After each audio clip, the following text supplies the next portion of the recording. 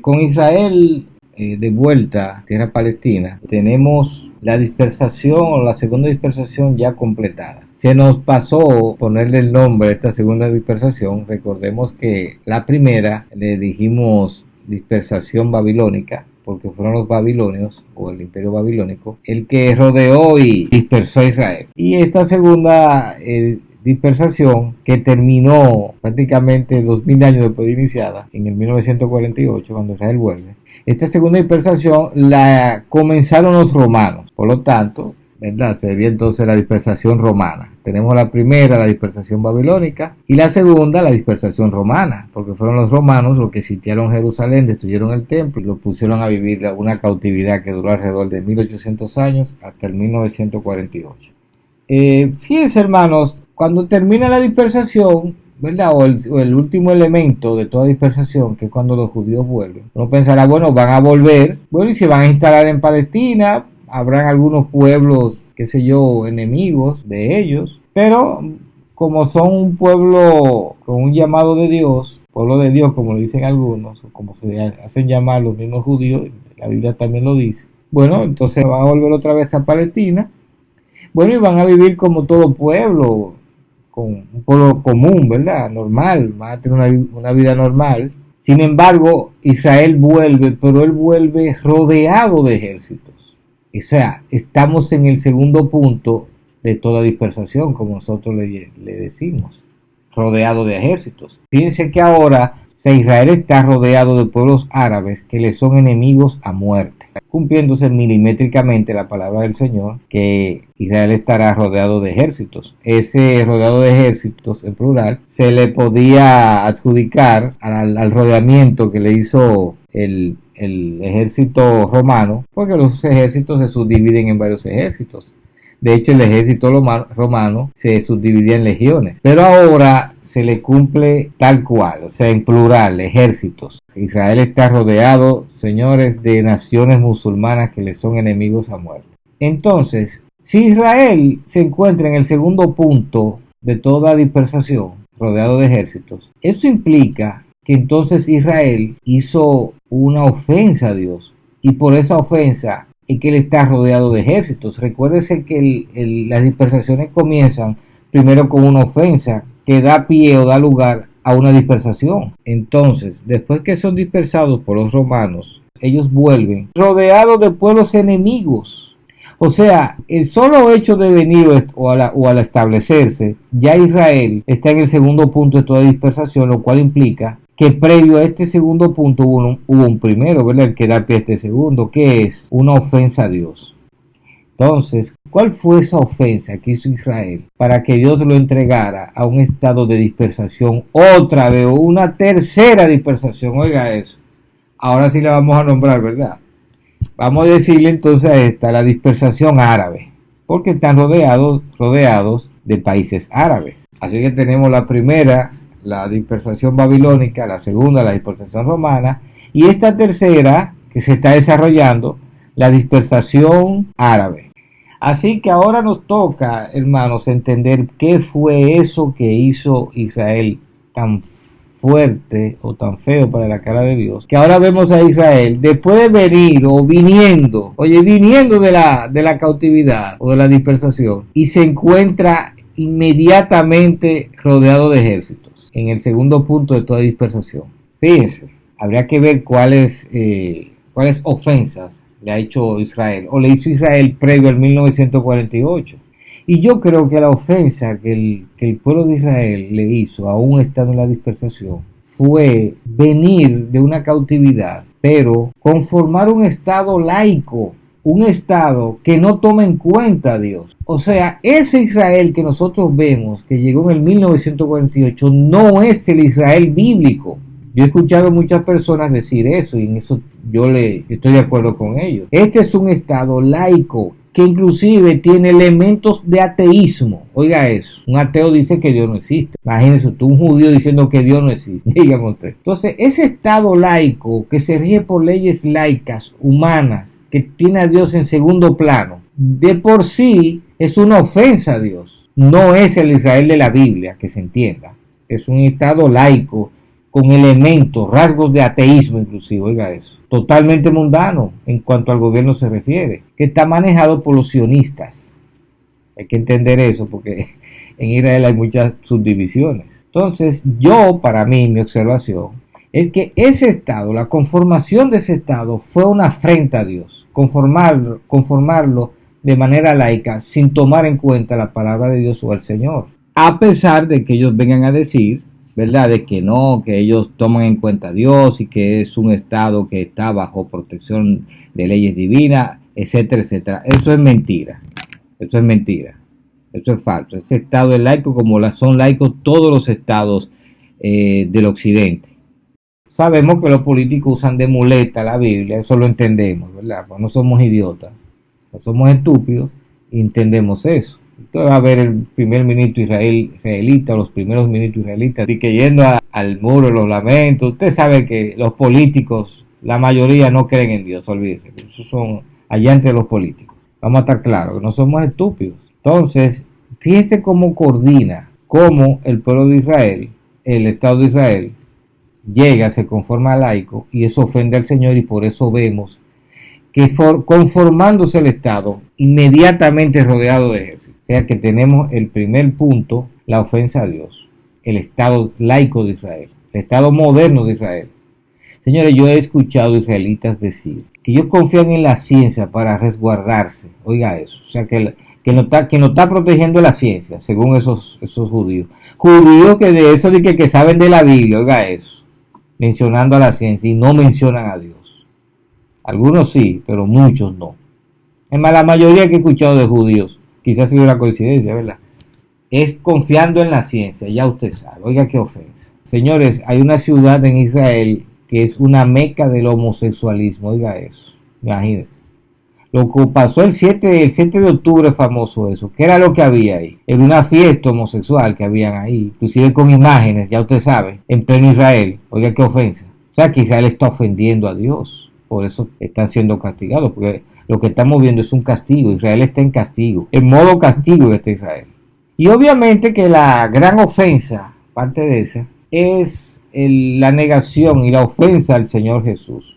Muchos judíos ofendiendo inclusive al Espíritu Santo, oiga eso, hermano, y ofendiendo al Señor. Vamos a decir en ese punto, bueno, ellos están en ignorancia y no saben lo que hacen. Vamos a entenderlo, ¿verdad?, en esa parte. Pero sí cuenta, o sea, ellos están ofendiendo al Señor Jesús, que es su salvación. Entonces tenemos a un Estado de Israel regido por leyes laicas, vamos a decir salpicados de ateísmo, y que están viviendo una vida promiscua, muchos de ellos. Y entonces ofendiendo al Señor Jesús, su salvación, oiga eso.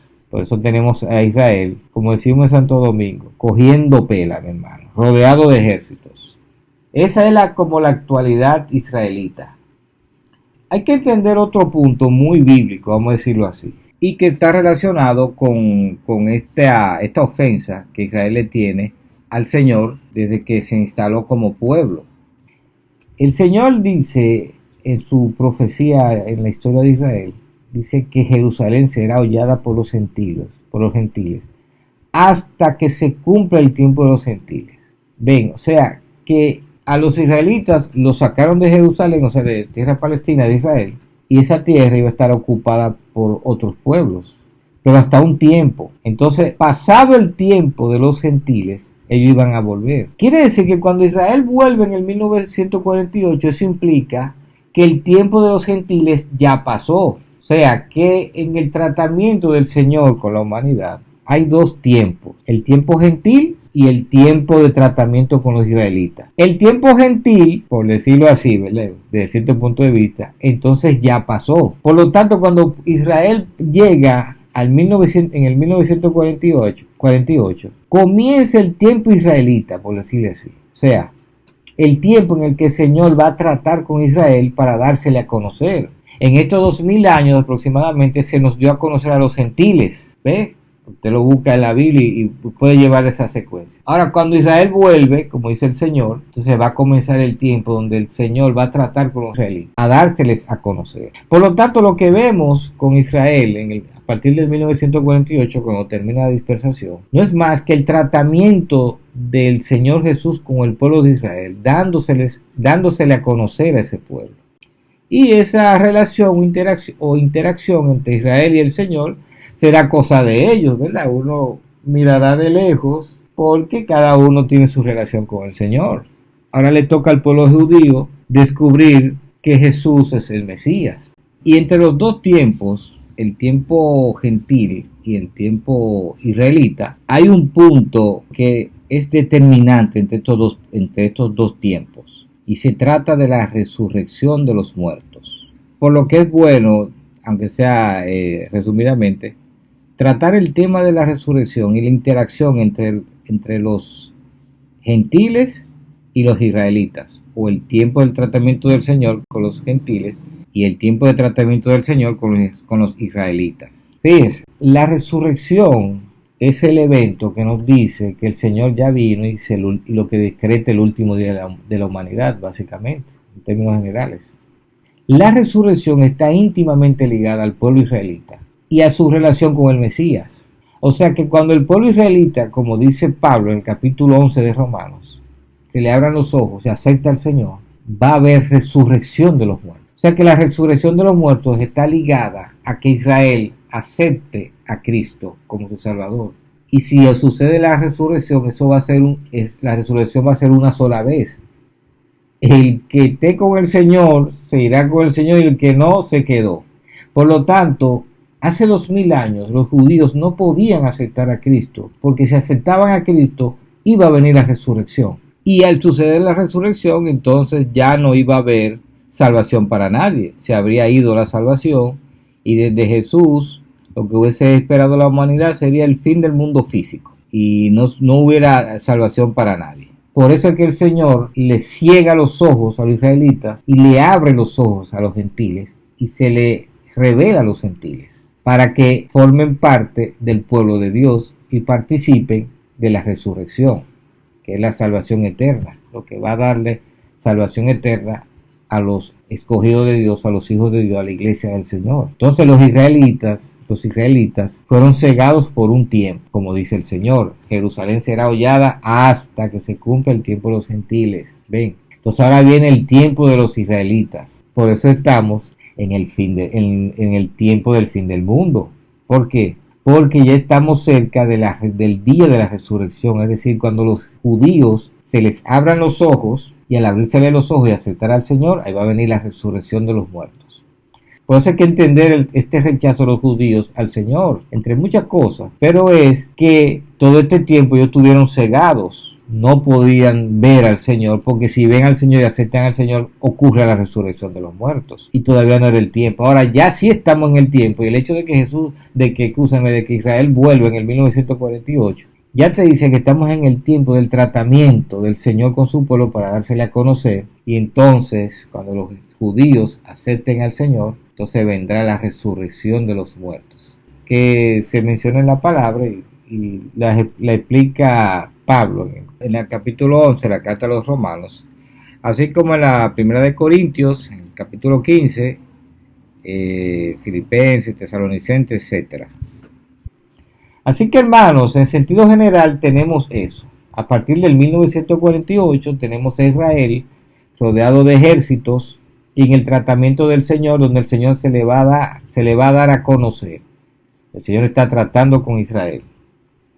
Entonces, fíjense, hermanos, como ya estamos como entendiendo el presente. Por lo que tenemos a Israel, entonces, en el segundo punto de la dispersación, es decir, está rodeado de ejércitos, rodeado de pueblos musulmanes que le son enemigos a muerte.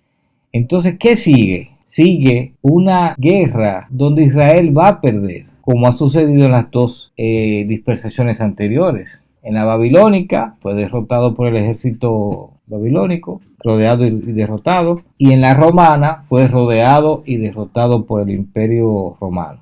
Entonces, si ahora estamos viendo a Israel, Jerusalén, rodeado de pueblos musulmanes, eso nos dice entonces que el siguiente punto en la dispersación ahora árabe va a ser una guerra entre Israel y los árabes, donde Israel va a perder, o sea, va a ser otra vez llevado cautivo. Por eso es que el Señor se lo profetiza y dice la palabra: cuando vean a Jerusalén rodeado de ejércitos, sepan que su destrucción ha llegado. Los israelitas en el presente, que escuchen, si están escuchando este programa, hagan lo que ustedes hagan, tengan las armas que tengan, está escrito que van a perder, porque la historia es recurrente.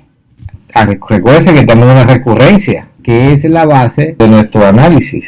Entonces, así como han perdido las dos veces anteriores, está inclusive escrito que van a perder también. Óigame, no es una cuestión de que está dicho, no, es que se escribió, es algo que está escrito. Y dice el Señor que sus palabras, el cielo y la tierra pasarán, pero sus palabras no pasarán. Y eso está escrito, que Israel será derrotado y será destruido por esta tercera dispersación, por la árabe. Recuerden que los judíos están poniendo su confianza en la ciencia y no en Dios. Por lo tanto, hermanos, le va a venir el castigo. Así que el Señor les ha profetizado que van a perder. Escrito está. Ahora bien, hermanos, también está escrito que Israel tiene una promesa de salvación. Se le hizo a su padre Abraham. Inclusive Dios interpuso un pacto. Oiga eso, un pacto que como tal, obviamente, no será violado por Dios. O sea que Jerusalén, los israelitas, tienen un pacto de salvación con el Señor, a pesar de todas sus ofensas. Fíjense como el mismo Jesús, a través de Pablo, lo dice, que después todo Israel será salvo. Ven, será salvo. O sea que hay salvación para Israel. Está también escrito. Oiga eso. Y entonces, ¿qué pasa? Aquí uno vería, vamos a decir, una especie de contradicción. Por un lado que será destruido, por otro lado que será salvo. Y entonces, ¿qué va a pasar con Israel? ¿Cómo resolvemos este asunto? Esta, vamos a decir, contradicción que se presenta, ¿verdad? Por un lado que será destruido, por otro lado que será salvo. Recordemos que uno de los puntos de la dispersación es la destrucción del templo. Ese templo está destruido y, como dijimos anteriormente, ese templo no se va a construir porque la reconstrucción del templo es el mismo Jesús, o sea, Jesús es el templo del Señor. Por lo tanto, en esta dispersación no va a ese punto queda anulado, el del templo físico, porque ahí está el templo espiritual, que es indestructible, que es Cristo, el mismo Jesús. Así que ese templo, la destrucción, ese punto de la destrucción del templo pasa, ¿verdad? La cuestión ahora entonces es si Israel va a ser destruido o será salvo.